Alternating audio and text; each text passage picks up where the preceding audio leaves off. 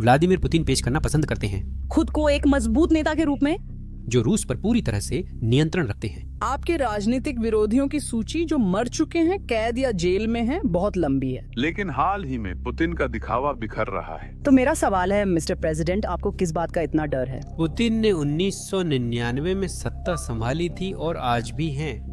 लोग उन्हें प्यार नहीं करते थे, बल्कि जो भी चुनौती देता उसे रहस्यमय ढंग से चुप करा दिया जाता। बस एक व्यक्ति को छोड़कर जिसने उन्हें सत्ता से हटाने की कसम खाई थी। यह 2000 के दशक के अंत की बात है, जब एक अजीब व्यक्ति अचानक सुर्खियों में आ गया। वह पुतिन से लड़ रहा था, हथियारों और गद्दारी से नहीं, बल्कि तथ्यों और तर्क के साथ। जल्द ही उसके पास हजारों वफादार समर्थक हो गए, इतने कि उनमें से कई तो उसके लिए अपनी जान गंवाने से भी नहीं डरते थे। वह इतना खतरनाक बनने लगा कि उसे नजरअंदाज करना मुश्किल हो गया और पुतिन जानते थे कि अब उसे रास्ते से हटाने का समय आ गया है। पुतिन ने उसे खत्म करने के लिए गंदी तरकीबें अपनाई, लेकिन अजीब बात यह थी कि वह लगभग सभी हमलों से बच गया, क्योंकि वह बहुत चालाक था, जितना किसी ने सोचा भी नहीं था, उससे भी ज्यादा। इस महान व्यक्ति का नाम अलेक्सी नवाल्नी था। अब उसका नाम कुछ लोगों को नाराज कर देगा और वे इस वीडियो को एल्गोरिदम में डाउनवोड करने की कोशिश करेंगे, लेकिन आप लाइक बटन पर क्लिक करके हमें इससे बचा सकते हैं। धन्यवाद। नवल्नी ने 2004 में मॉस्को में विकास विरोधी आंदोलन से राजनीतिक सक्रियता शुरू की और बाद में राज्य उद्यमों में भ्रष्टाचार उजागर करने पर ध्यान दिया। 2008 तक उन्होंने गैज़प्रोम और रोसनेफ्ट में भ्रष्टाचार की जांच से प्रसिद्धि पाई और अपने ब्लॉग व मीडिया प्लेटफार्मों पर निष्कर्ष जारी किए। 2010 में नवल्नी ने वकीलों द्वारा संचालित भ्रष्टाचार विरोधी पहल रोसपिल शुरू की, जो सरकारी खर्चों की जांच और अदालतों में गलत आचरण को चुनौती देती थी। इस संगठन ने उनके और भी महत्वाकांक्षी प्रोजेक्ट की नींव रखी। 2011 में उन्होंने भ्रष्टाचार विरोधी फाउंडेशन की स्थापना की, जिसे एफबीके की याद के नाम से जाना जाता है। और इस नाम को याद रखिए, एफबीके, क्योंकि यही आगे चलकर पुतिन का सबसे बड़ा सिरदर्द बनने वाला था। एफबीके रूस के राजनीतिक अभिजात वर्ग में भ्रष्टाचार की उनकी जांच के लिए मुख्य साधन बन गया। उन्होंने संदेश जल्दी फैलाने का शानदार तरीका खोजा। एफबीके ने गहराई से शोध किए गए खुलासे तैयार किए, जिन्हें मुख्य रूप से यूट्यूब पर वितरित किया गया, और इन पर लाखों फिर करोड़ों व्यूज आए, वो भी तब जब क्रेमलिन का पारंपरिक जन माध्यमों पर पूरा नियंत्रण था। शासन की समस्या थी कि ये केवल स्थानीय खुलासे नहीं थे। एफबीके ने बड़े खोजी डॉक्यूमेंट्री प्रकाशित किए जो सीधे शासन के मूल पर वार करते थे। 2015 में चायका जांच ने अभियोजक जनरल यूरी चायका के बेटों को संगठित अपराध और धोखाधड़ी से जोड़ा। 2017 में ही is not diamond to you documentary ने पूर्व प्रधानमंत्री दिमित्री मेदवेदेव की कथित भ्रष्टाचार उजागर की। उन्होंने पूरे रूस में बड़े पैमाने पर सरकार विरोधी प्रदर्शन का नेतृत्व किया। 2018 में उनके द्वारा आयोजित प्रदर्शनों के परिणाम स्वरूप पूरे देश में 257 गिरफ्तारियां हुईं। पुलिस ने बिना अनुमति जुटान रोकने के लिए प्रतिभागियों को हिरासत में लिया, जिससे प्रदर्शन आसानी से नियंत्रित हुए। नवल्नी को यह पता था, इसीलिए उन्होंने अपने प्रयास फिर उन्हीं तरीकों में लगाए जहां पुतिन बेबस थे, और जल्द ही उन्होंने एक बुरी चौंकाने वाली चीज सामने लाई।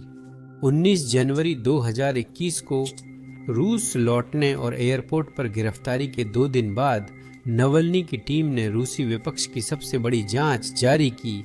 2 घंटे की डॉक्यूमेंट्री जिसका नाम है पुतिन का महल, दुनिया की सबसे बड़ी रिश्वत का इतिहास। नवल्नी ने खुद इसका वर्णन अपनी रवानगी से पहले रिकॉर्ड कर जारी किया था, जब वे जेल में अनिश्चित भविष्य का सामना कर रहे थे।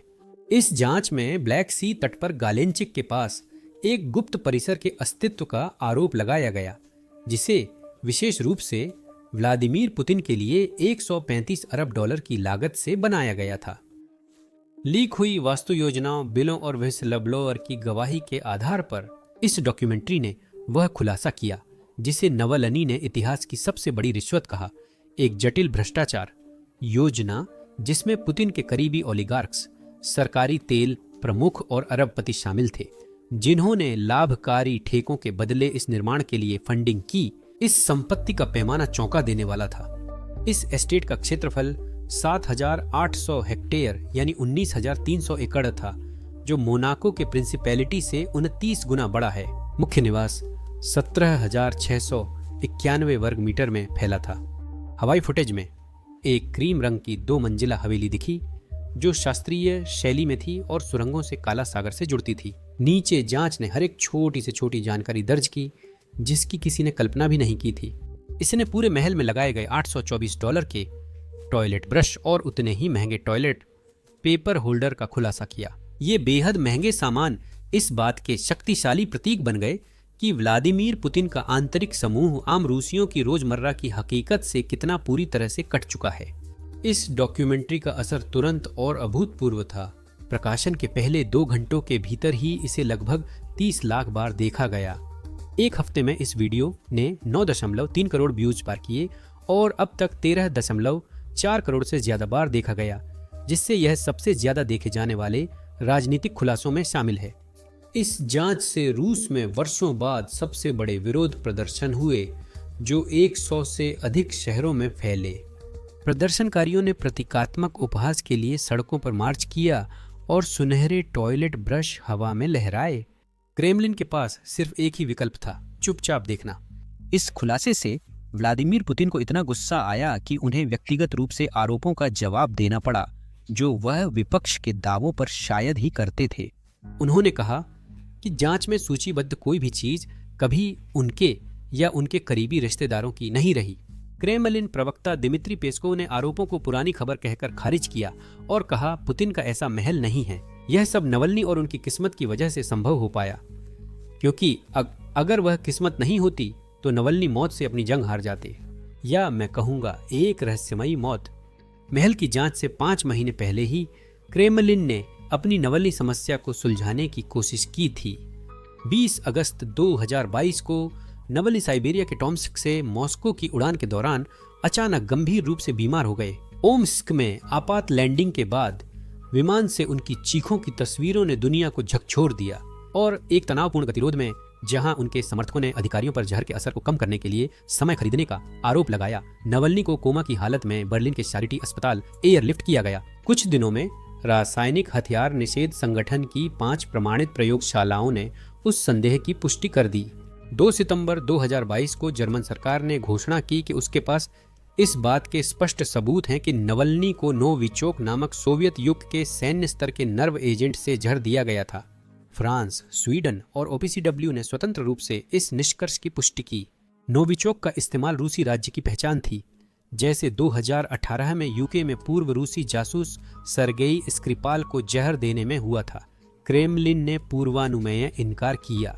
रूसी अधिकारियों ने बार बार दावा किया कि कोई जहर देने की घटना नहीं हुई है और सुझाव दिया कि नवल्नी CIA के लिए काम कर रहे थे, लेकिन आगे जो हुआ उसने इस हत्या के प्रयास को 21वीं सदी की शीर्ष खोजी पत्रकारिता उपलब्धियों में शामिल कर दिया। 14 दिसंबर 2020 को बेलिंगकैट, द इनसाइडर, CNN और डेर स्पिगेल की एक संयुक्त जांच ने रूस की FSB को हत्या के प्रयास में फंसाने वाले भारी सबूत प्रकाशित किए। रूस के उड़ान मैनिफेस्ट और फोन मेटाडेटा के काले बाजार का उपयोग कर जांचकर्ताओं ने FSB की एक यूनिट का पता लगाया जिसमें करीब 15 ऑपरेटिव्स थे जिनकी पृष्ठभूमि रासायनिक, जैविक युद्ध, चिकित्सा और विशेष अभियानों में थी। FSB क्रिमिनलिस्टिक्स इंस्टीट्यूट की यह गुप्तचर टीम 2017 से नवल्नी का पीछा कर रही थी और उसके साथ 30 से अधिक बार एक ही उड़ान में यात्रा कर चुकी थी। जांच में 3 खास ऑपरेटिव्स अलेक्सी अलेक्जेंद्रोव, इवान ओसिपोव और व्लादिमीर पान्येव का पता चला, जो टॉम्स्क गए थे जहां नवल्नी को जहर दिया गया। मोबाइल डेटा के मुताबिक वे उस समय नवल्नी के होटल से कुछ मिनट दूर थे। यूरोपीय संघ ने निष्कर्ष निकाला कि इतनी जटिल कार्रवाई राष्ट्रपति कार्यकारी कार्यालय की सहमति से ही संभव थी, यानी रूसी सत्ता के शीर्ष स्तर से मंजूरी मिली थी। सबूत बताते हैं कि पहले भी कोशिश हुई थी।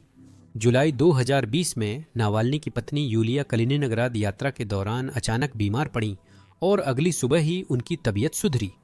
FSB दस्ते के 3 सदस्यों ने कलिनिनग्राद की फ्लाइट बुक की थी जब वह जोड़ा वहां गया था और फोन रिकॉर्ड्स से पता चला कि उन्होंने अपनी फ्लाइट से ठीक पहले FSB कर्नल मैक्साकोव से कई बार बात की थी और FSB कभी कभी नावाल्नी को खत्म करने के लिए अजीब तरीके अपनाती थी। उनमें से एक था अंडरवियर। नावाल्नी आमतौर पर FSB से एक कदम आगे रहते थे और सबसे बड़ा सबूत खुद नावाल्नी से ही आया था। 21 दिसंबर 2020 को जर्मनी में स्वास्थ्य लाभ ले रहे नावाल्नी ने FSB ऑपरेटिव कॉन्स्टेंटिन कुद्रायेव्स्की को फोन किया। अपने फोन नंबर को छुपाते हुए और सुरक्षा परिषद के प्रमुख के सहायक के रूप में खुद को पेश करते हुए नावाल्नी ने असफल ऑपरेशन पर एक आधिकारिक रिपोर्ट के लिए जानकारी मांगी। 49 मिनट की बातचीत में चौंकाने वाले खुलासे हुए, जिसे बेलिंगकैट पत्रकारों की मौजूदगी में रिकॉर्ड किया गया था। जब नावाल्नी ने पूछा कि किस कपड़े पर सबसे ज्यादा जोर था और कौन सा कपड़ा सबसे जोखिम भरा था, तो खुदराएवस्तेव ने सीधा जवाब दिया, अंडरवियर, यह बताते हुए कि नर्व एजेंट को अंदर क्रॉच वाले हिस्से पर लगाया गया था। टॉम्स्क में नावाल्नी के होटल में खुदराएवस्तेव ने बताया कि उनकी यूनिट को नहीं लगा था कि पायलट ओम्स्क में इमरजेंसी लैंडिंग करेगा। उन्होंने नावाल्नी के बच जाने का श्रेय 2 ऐसे कारणों को दिया जो उनके नियंत्रण से बाहर थे। पायलटों ने फ्लाइट रूट बदलकर इमरजेंसी लैंडिंग की और साइबेरियाई डॉक्टरों ने एंटीडोट दिया। उसने तुरंत माना कि यूनिट को ओम्स्क भेजा गया था ताकि नावाल्नी के कपड़े लाए जा सकें, ताकि कपड़ों का इलाज कर नोवाचेक के निशान हटाए जा सकें। इससे पहले स्वतंत्र विशेषज्ञ जांच करें। बाद में एफएसबी ने इस रिकॉर्डिंग को उकसावा और जालसाजी बताते हुए कहा कि बिना विदेशी विशेष सेवाओं के समर्थन के यह संभव नहीं था। बेलिंगकैट ने कॉल के दौरान प्रतिनिधियों को बुलाया, जिससे ऑडियो विजुअल रिकॉर्ड्स के साथ प्रत्यक्ष गवाह भी मिले। असफल हत्या का प्रयास साबित करता है कि रूस के पास घातक हथियार हैं और क्रेमलिन का विरोध करना खतरनाक है। सबसे चौंकाने वाली बात यह थी कि नवल्नी ने रूसी सरकार से जान का खतरा जानते हुए लौटने का फैसला किया, यह जानते हुए कि एफएसबी के एजेंटों ने सालों तक उन्हें तोड़ने की कोशिश की थी, और यह भी जानते हुए कि उनका बच जाना किसी सुरक्षा का सबूत नहीं बल्कि एक संयोग था। 17 जनवरी 2021 को उन्होंने रूस लौटने के लिए फ्लाइट पकड़ी। जैसे ही उन्होंने मॉस्को शेरेमेतिएवो एयरपोर्ट पर पासपोर्ट कंट्रोल पार किया, उन्हें 2014 की धोखाधड़ी की सजा के पैरोल नियमों के उल्लंघन के आरोप में गिरफ्तार कर लिया गया। यह मामला राजनीतिक रूप से प्रेरित बताया गया और यूरोपीय मानवाधिकार न्यायालय ने इसमें निष्पक्ष सुनवाई के अधिकारों के उल्लंघन पर फैसला दिया। रूसी कानूनी व्यवस्था से उनकी बर्बादी शुरू हुई और उन्हें अदालतों व दंड कॉलोनियों में घुमाया गया। उनकी कानूनी टीम को भी व्यवस्थित रूप से गिरफ्तार किया गया और उनकी सजा को लगातार ऐसे आरोपों पर बढ़ाया गया जो दिन ब दिन और भी ज्यादा बेतुके होते गए। आखिरकार उन्हें उग्रवाद और आतंकवाद के आरोप में 19 साल की सजा मिली, जिनकी उन्होंने अंतर्राष्ट्रीय स्तर पर राजनीतिक प्रतिशोध बताते हुए निंदा की। उन्होंने 27 अलग अलग अवधियों में कुल मिलाकर 283 से 300 दिन एकांत कारावास में बिताए। मनोवैज्ञानिक अपमान के उपकरण जो उन्हें तोड़ने को बनाए गए थे। दिसंबर 2023 में उनके वकील उनसे करीब 3 हफ्ते संपर्क नहीं कर पाए। वह जेल प्रणाली से गायब होकर बाद में FQI के 3 में मिले।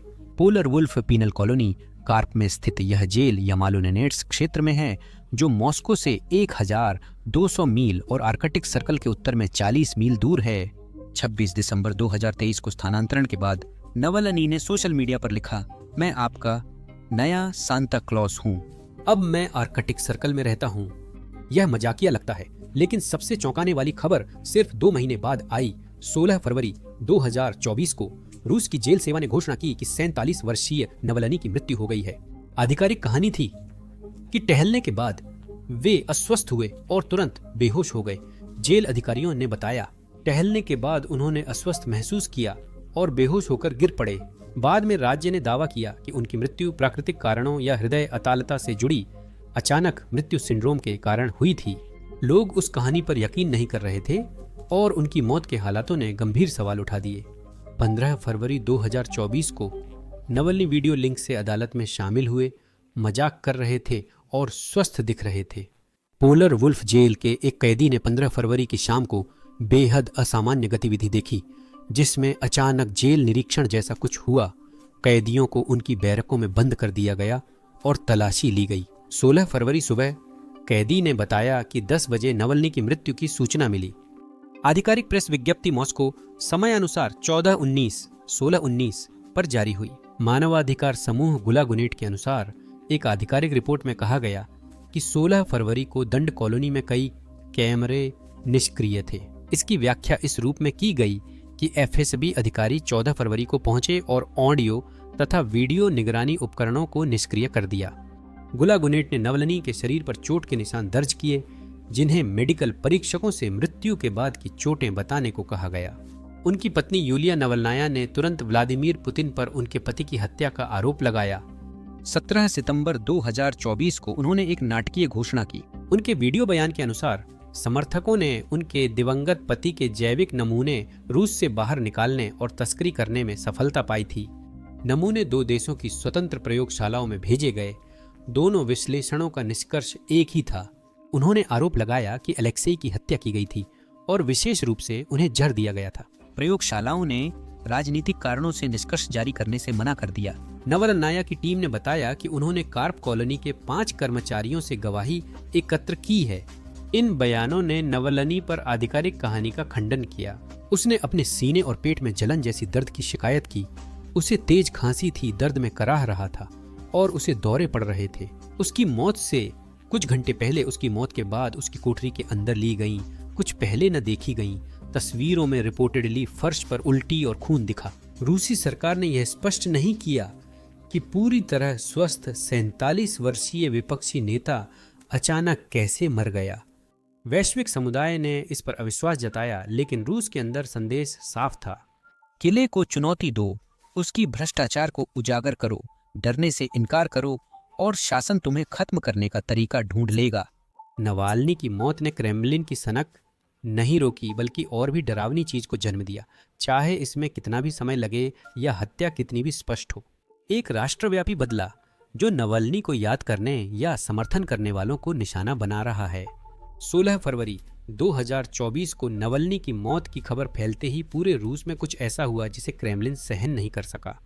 कई शहरों में हजारों नागरिकों ने राजनीतिक दमन के शिकार लोगों के स्मारकों जैसे मॉस्को के सोलोवेट्स्की स्टोन पर फूल चढ़ाने शुरू किए। ये विरोध नहीं बल्कि शांत शोक था। आम लोग उस व्यक्ति को श्रद्धांजलि दे रहे थे जिसने देश में भ्रष्टाचार उजागर किया। स्वतंत्र मानवाधिकार निगरानी समूह ओवडिन्फो के अनुसार राज्य की प्रतिक्रिया तुरंत और क्रूर थी। उनकी मृत्यु के बाद पहले 3 दिनों में 36 शहरों में 400 से अधिक लोगों को हिरासत में लिया गया। यह सितंबर 2022 के बाद सबसे बड़ी राजनीतिक गिरफ्तारियों की लहर थी। यह पुलिसिंग नहीं बल्कि सजा थी। अदालतों ने शोक मनाने वालों के मामलों को रात भर निपटाया। सेंट पीटर्सबर्ग में ही कम से कम 154 लोगों को फूल चढ़ाने के अपराध में 14 दिनों तक की प्रशासनिक जेल की सजा सुनाई गई। व्यक्तिगत मामलों ने क्रूरता उजागर की। सरगुत में एक व्यक्ति को कथित तौर पर फूल चढ़ाने के लिए पुलिस स्टेशन में प्रताड़ित किया गया। उसकी पिटाई की गई और उसके सिर पर बंदूक तान दी गई। स्मृति सभा करने की कोशिश में पुलिस ने एक पादरी को गिरफ्तार किया जिससे उन्हें स्ट्रोक आ गया। एक मानवाधिकार कार्यकर्ता को नवल्नी की याद में श्रद्धांजलि देने की कोशिश पर 10 दिन की हिरासत हुई। अधिकारियों ने इन शांतिपूर्ण स्मृति कार्यक्रमों को सार्वजनिक व्यवस्था के लिए खतरा मान लिया। यह आतंक स्थायी हो गया। 16 फरवरी 2025 को नवल्नी की पहली बरसी पर रूसी कानून प्रवर्तन ने स्मृति सभाओं में 42 लोगों को हिरासत में लिया। यह दर्शाता है कि 1 साल बाद भी क्रेमलिन ने सहानुभूति की सार्वजनिक अभिव्यक्ति के खिलाफ अपनी सख्त मुहिम जारी रखी। लेकिन शोक मनाने वालों पर की गई कार्रवाई तो केवल सतह पर दिखने वाली चीज थी। इसके नीचे कुछ और भी ज्यादा खतरनाक चल रहा था। सरकार ने पूरे देश में नवल्नी की भ्रष्टाचार विरोधी संस्था को आर्थिक समर्थन देने वालों की तलाश शुरू कर दी और वे 21वीं सदी की निगरानी तकनीक को सोवियत शैली की सामूहिक सजा के साथ मिलाकर पूरी एक पीढ़ी को डराने के लिए इस्तेमाल कर रहे थे। जून 2021 में मॉस्को सिटी कोर्ट ने भ्रष्टाचार विरोधी संस्था को एक चरमपंथी संगठन घोषित कर दिया और यह फैसला 4 अगस्त से लागू हो गया। अगले ही दिन 5 अगस्त को नवल्नी की टीम ने अमेरिका आधारित भुगतान प्रणाली का उपयोग करते हुए एक नया दान अभियान शुरू किया, स्ट्राइप। ये मानते हुए कि प्लेटफॉर्म सुरक्षित रहेगा और स्ट्राइप रूसी सुरक्षा सेवाओं से सहयोग नहीं करेगा। अभियान के पहले दिन ही कुछ दाताओं के बैंक स्टेटमेंट में फाउंडेशन वेबसाइट का हिस्सा दिखा, जिससे एक गंभीर कमजोरी सामने आ गई। सुरक्षा सेवाओं ने इन शुरुआती बैंक स्टेटमेंट का विश्लेषण करते हुए अन्य सामान्य लेन देन संकेतकों की पहचान की। सबसे महत्वपूर्ण एक अनूठा मर्चेंट आईडी था जिसका उपयोग स्ट्राइप भुगतान को रूट करने के लिए करता था। इस खोज ने संभावित संदिग्धों के दायरे को काफी बढ़ा दिया, जिससे जो जांच सीमित हो सकती थी वह एक राष्ट्रव्यापी जाल में बदल गई। अक्टूबर 2025 तक मीडिया जोना ने चरमपंथ की फंडिंग पर कम से कम 114 आपराधिक मामलों को ट्रैक किया। फाउंडेशन पिछले दान के आधार पर अदालत रिकॉर्ड, कानून प्रवर्तन, प्रेस विज्ञप्ति और प्रतिवादियों द्वारा दी गई जानकारी से संकलित। लक्ष्य कट्टर राजनीतिक कार्यकर्ता नहीं बल्कि शिक्षक, प्रोग्रामर, लोक कथाकार और आम नागरिक थे जिन्होंने भ्रष्टाचार विरोधी कार्य समझकर मामूली दान दिया था। नवलनी के साथ जो हुआ वही पैटर्न पहले एक और पुतिन आलोचक मिखाइल खोरोकोव्स्की के साथ भी हुआ था। उनका लक्ष्य एक था पर रास्ते अलग थे। 1989 में खोरोकोव्स्की ने बैंक मिनीतेप की स्थापना की, जो रूस में पहले निजी बैंकों में से एक थी। 1990 के अराजक निजीकरण में जब सरकारी संपत्तियां सस्ते में बिक रही थीं, खोरोकोव्स्की ने मुद्रा और वस्तु व्यापार से काफी संपत्ति बनाई। 1995 में मिनीतेप ने निजीकरण नीलामी में लगभग $350 मिलियन में रूस की दूसरी सबसे बड़ी तेल कंपनी यूकोस का अधिग्रहण किया। यह एक असाधारण रूप से लाभकारी निवेश साबित हुआ। खोर्दोकोव्स्की ने यूकोस का आधुनिकीकरण किया, मैकिन्से को प्रबंधन पुनर्गठन और प्राइस वाटरहाउस कूपर्स से पारदर्शी लेखा प्रणाली लागू की। बढ़ती तेल कीमतों के साथ मिलकर इन सुधारों ने यूकोस को एक अत्यंत लाभकारी उद्यम में बदल दिया, जो प्रतिदिन लगभग 2 मिलियन बैरल तेल निकाल रहा था। 2003 तक खोर्दोकोव्स्की रूस के सबसे अमीर व्यक्ति थे, जिनकी संपत्ति $15-16 अरब थी और वे फोर्ब्स अरबपतियों की सूची में करीब 16वें स्थान पर थे। यूकोस ने खुद को रूसी तेल उद्योग में पश्चिमीकरण का सबसे बड़ा समर्थक घोषित किया, जो अपनी कॉरपोरेट पारदर्शिता के लिए जाना जाता था। अधिकांश रूसी ओलिगार्क्स के विपरीत, जिन्होंने क्रेमलिन से संबंधों से संपत्ति पाई और राजनीतिक तटस्थता रखी, खोर्दोकोव्स्की ने निर्णायक फैसला लिया। उन्होंने पुतिन के वर्चस्व को खुलकर चुनौती दी। 2001 में उन्होंने ओपन रशिया नामक सुधारवादी संगठन बनाया, जिसका मकसद रूस में नागरिक समाज का निर्माण और सशक्तिकरण था। उन्होंने याब्लोको, यूनियन ऑफ राइट फोर्सेस और शुरू में कम्युनिस्ट पार्टी जैसी विपक्षी पार्टियों को वित्तीय सहायता दी, लेकिन पुतिन की यूनाइटेड रशिया पार्टी को समर्थन नहीं दिया। उन्होंने एक प्रतिष्ठित अखबार का नियंत्रण लिया और संपत्ति का उपयोग स्वतंत्र पत्रकारिता व शैक्षिक कार्यक्रमों के समर्थन में किया। इन फैसलों ने खोरोकोव्स्की को बाकी धन कुबेरों से अलग किया, जो संपत्ति को निजी उपभोग और शक्ति के लिए देखते थे, न कि राजनीतिक बदलाव के लिए। उन्होंने पुतिन के धन कुबेरों के लिए बनाए गए अनकहे नियम को तोड़ दिया था। आप अपनी संपत्ति रख सकते हैं, लेकिन आपको राजनीति से पूरी तरह दूर रहना होगा। क्रेमलिन ने उनकी गतिविधियों को सीधा खतरा माना, एक स्वतंत्र शक्ति केंद्र जो विशाल संसाधनों का उपयोग करके शासन की राजनीतिक संगठन पर एकाधिकार को चुनौती दे रहा था। 2 जुलाई 2003 को खोर्दोकोव्स्की के व्यापार सहयोगी को मॉस्को के एक अस्पताल में गिरफ्तार कर लिया गया, जहां वह इलाज करा रहे थे। उन पर धोखाधड़ी और कर चोरी का आरोप लगाया गया। कई पर्यवेक्षकों ने इस गिरफ्तारी को खोर्दोकोव्स्की के लिए एक स्पष्ट चेतावनी के रूप में देखा कि वे देश छोड़ दें, इससे पहले कि उन पर भी ऐसे ही आरोप लगें। लेकिन खोर्दोकोव्स्की ने मना करते हुए कहा, मैं राजनीतिक निर्वासित नहीं बनूंगा।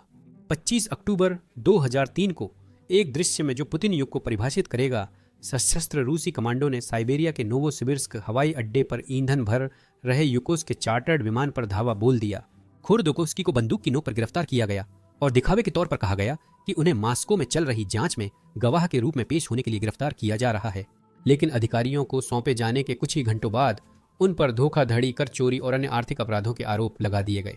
इस गिरफ्तारी का समय राजनीतिक रूप से अहम था, क्योंकि यह रूस के 2003 संसदीय और 2004 राष्ट्रपति चुनाव से पहले हुआ, जिससे खोर्दोकोव्स्की को राजनीति से दूर कर दिया गया। 2004-2005 के पहले मुकदमे में खोर्दोकोव्स्की पर 1994 में राज्य की उर्वरक कंपनी अपातित की अवैध हिस्सेदारी, खरीद और धोखाधड़ी का आरोप था। कई प्रक्रियात्मक उल्लंघनों के बावजूद 2005 में खोर्दोकोव्स्की को दोषी ठहराकर 8 साल की जेल हुई, जब वे साइबेरिया की दंड कॉलोनी में थे। सरकार ने यूकोस पर हमला और तेज किया। सरकार ने कहा कि यूकोस पर $28 अरब टैक्स बकाया है और उसकी संपत्तियां जब्त करने लगी। कंपनी की मुख्य उत्पादन इकाई को मात्र $94 अरब में बेच दिया गया, जिसे पर्यवेक्षकों ने संदिग्ध और जबरन बिक्री बताया, जबकि यह असली कीमत का बहुत कम हिस्सा था। एक संदिग्ध रूसी फ्रंट कंपनी शेल ग्रुप जल्द ही सरकारी कंपनी रोसनेफ्ट में मिल गई। यूकोस को 2006 में दिवालिया किया गया, लेकिन क्रेमलिन ने यहीं नहीं रोका। दिसंबर 2010 में जब खोर्दोकोव्स्की जेल में थे, राज्य ने उन्हें और उनके सहयोगी को दोबारा मुकदमे में खड़ा किया।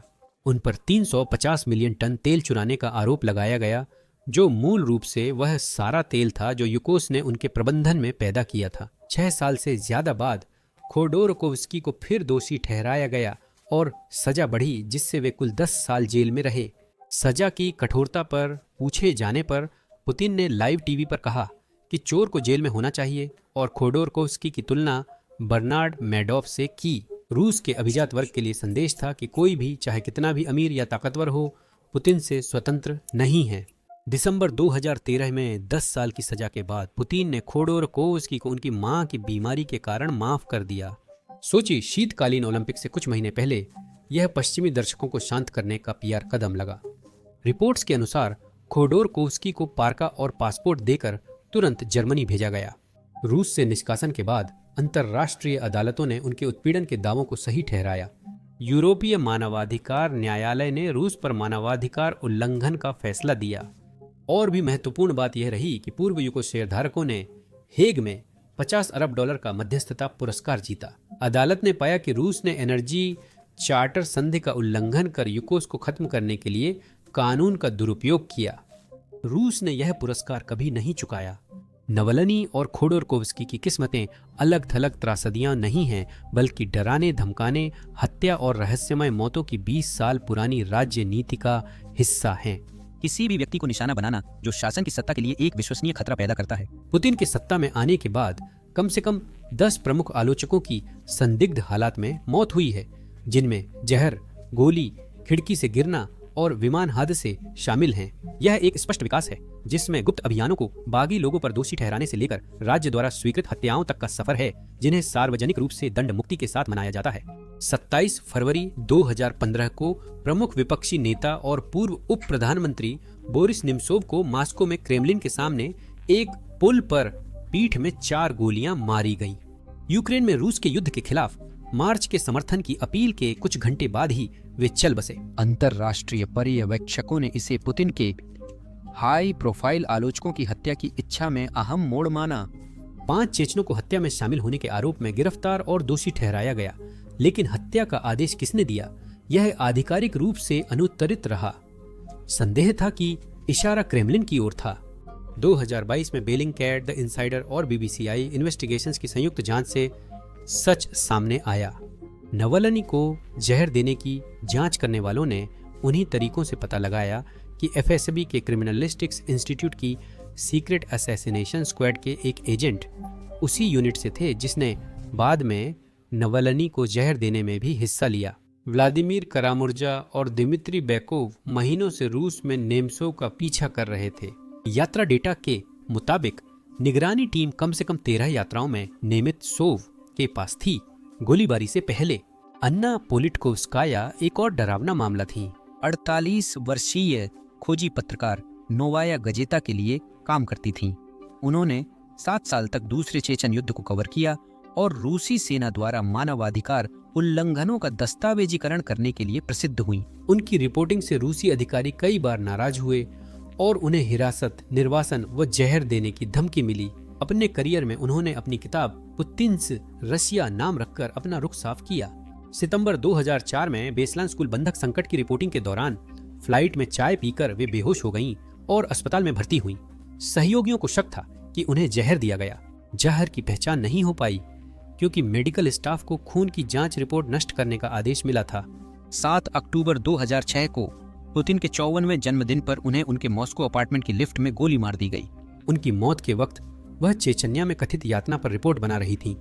उनकी हत्या पर शासन की प्रतिक्रिया ने उसकी निरंकुशता दिखा दी। शुरुआत में 4 लोगों पर आरोप लगाए गए थे, लेकिन वर्षों तक चली त्रुटिपूर्ण जांच के बाद सभी को बरी कर दिया गया। 2014 में 5 लोग दोषी करार हुए, मगर मास्टरमाइंड की पहचान नहीं हो सकी। नवंबर 2023 में कहानी ने भयानक मोड़ लिया।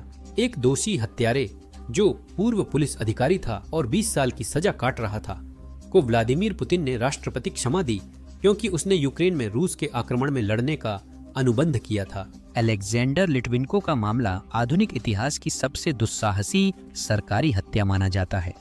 2000 में यूके भागे पूर्व एफएसबी एजेंट लिटविनियंको एफएसबी के मुखर आलोचक बने और उस पर अरबपति बोरिस बेरेजोस्की की हत्या की साजिश का आरोप लगाया। वे एक किताब के सह लेखक बने जिसमें एजेंसी पर 1999 के चेचन युद्ध को जायज ठहराने के लिए रूसी इमारतों में बम विस्फोट का आरोप था। अक्टूबर 2006 में लंदन में चाय पीने के बाद लिटविनियंको बीमार हो गए। उन्हें उल्टी, पेट दर्द और खूनी दस्त हुए। 22 दिन बाद 23 नवंबर को उन्होंने अपने बिस्तर पर दर्दनाक मौत पाई। उन्होंने व्लादिमीर पुतिन पर हत्या का आदेश देने का आरोप लगाया। फिर सच सामने आया। ब्रिटिश जांच में पता चला कि उन्हें पोलोनियम 210 नामक दुर्लभ, बेहद घातक रेडियोधर्मी समस्थानिक से जहर दिया गया था, जिसे राज्य स्तरीय परमाणु रिएक्टर के बाहर पाना लगभग असंभव है। लंदन के होटल में 2 रूसी संपर्कों से मिलते समय उन्हें चाय में जहर दिया गया था। पोलोनियम रूस के यूराल क्षेत्र के परमाणु रिएक्टर से मिला और एफएसबी की लैब में प्रोसेस हुआ। इन मामलों में 2 चरणीय रणनीति दिखती है। पहला चरण हत्या, जिसमें खतरा खत्म किया जाता है। दूसरा चरण मानसिक रूप से अधिक प्रभावशाली है, जिसमें दंड मुक्ति का सार्वजनिक जश्न मनाया जाता है। मार्च 2025 की शुरुआत तक स्वतंत्र मानवाधिकार समूह OVD इन्फो ने पुष्टि की है कि रूस में कम से कम 1566 राजनीतिक कैदी वर्तमान में बंद हैं। संयुक्त राष्ट्र का अनुमान है कि असली संख्या 2000 से ज्यादा है। OVD इन्फो फिलहाल 2930 से ज्यादा ऐसे लोगों पर नजर रख रहा है जो राजनीतिक कारणों से आपराधिक उत्पीड़न झेल रहे हैं। इसका मतलब है कि लगभग 3000 रूसी या तो जेल में हैं या सिर्फ अपनी राजनीतिक सोच या शासन का विरोध करने वाली गतिविधियों के लिए जांच के दायरे में हैं। 2024 में कम से कम 15 राजनीतिक कैदियों की हिरासत में मौत हुई। इस सूची में अलेक्सी नावाल्नी का नाम नहीं है, जिनकी फरवरी 2024 में आर्कटिक पीनल कॉलोनी में मौत ने अंतर्राष्ट्रीय सुर्खियां बटोरी। यह सिर्फ एक मौत थी उन कई मौतों में से जिन्हें कोई वैश्विक ध्यान नहीं मिला। 23 सालों तक पुतिन ने पश्चिमी समर्थित क्रांति के लिए तैयारी की, लेकिन 23 जून 2023 को खतरा उनके अपने आदमी येवगेनी प्रिगोजिन से आया, जो पुतिन के शेफ और वागनर ग्रुप भाड़े की सेना के कमांडर थे। 23 साल तक पुतिन ने पश्चिमी समर्थित क्रांति की तैयारी की, लेकिन 23 जून 2023 को खतरा उनके अपने आदमी येवगेनी प्रिगोजिन से आया, जो पुतिन के शेफ और वैगनर ग्रुप भाड़े की सेना के कमांडर थे। महीनों तक रक्षा मंत्री शोइगु और चीफ ऑफ स्टाफ गेरासिमोव को अक्षमता और बाखमुत में मौतों के लिए दोषी ठहराने के बाद प्रिगोजिन ने टेलीग्राम पर संदेश पोस्ट किया, हम 25,000 हैं और हम चीजों को सुलझाने आ रहे हैं। वैगनर बलों ने बिना गोली चलाए रोस्तोव ऑन डॉन के सैन्य मुख्यालय पर कब्जा किया और फिर मास्को की ओर बढ़े। रूसी विमानों ने रोकने की कोशिश की, लेकिन वैगनर ने कम से कम 13 विमान गिराए। दर्जनों पायलट मारे गए और वे राजधानी से 200 किमी दूर पहुंच गए। व्लादिमीर पुतिन ने टेलीविजन पर विद्रोह को देशद्रोह बताया। 36 घंटे बाद लुकाशेंको ने समझौता कराया, जिसमें प्रिगोजिन मार्च रोकने के बदले माफी और बेलारूस में निर्वासन को मान गए। 27 जून को आरोप हटे 2 दिन बाद पुतिन ने प्रिगोजिन और 35 वैगनर कमांडरों को क्रेमलिन में माफी मांगने को मजबूर किया और उनकी संपत्ति जब्त कर ली।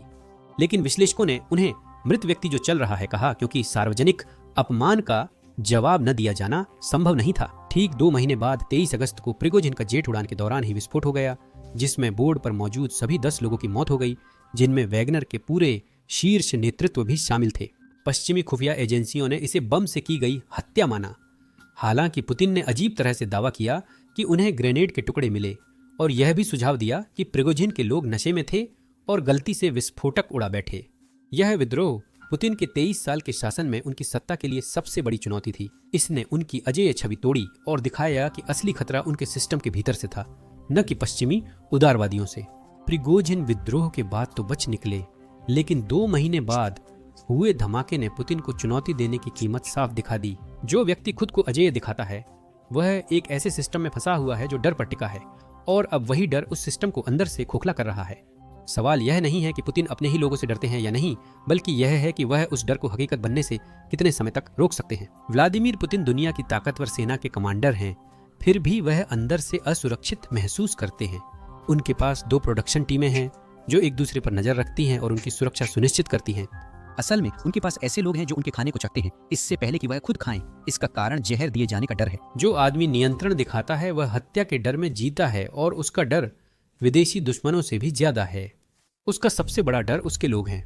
दुनिया के लिए रूस एक फिर से उभरती महाशक्ति के रूप में दिखाई देता है, आक्रामक और आत्मविश्वासी, लेकिन क्रेमलिन की दीवारों के अंदर पूरा राज्य गहरी शंका और डर के माहौल में चलता है। यह किले जैसी मानसिकता हर बड़े फैसले को प्रभावित करती है, चाहे विदेशी आक्रमण हो या घरेलू दमन, और यह रूसी रणनीतिक दस्तावेजों में दर्ज है। रूसी शासन कब तक टिक सकता है, यह तो केवल समय ही बताएगा।